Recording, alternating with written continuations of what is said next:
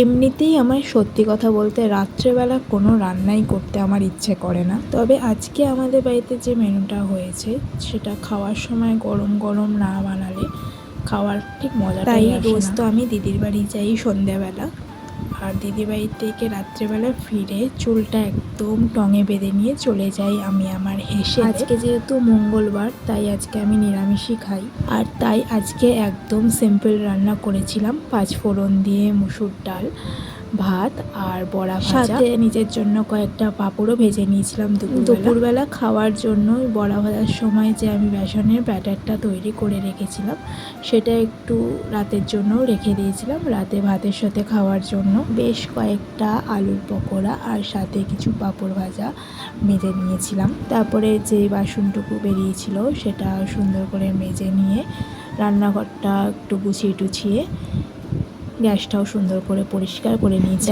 দেখো তোমাদের সাথে গল্প করতে করতে এত কাজ সেরে আমার খাওয়াও প্রায় শেষের দিকে।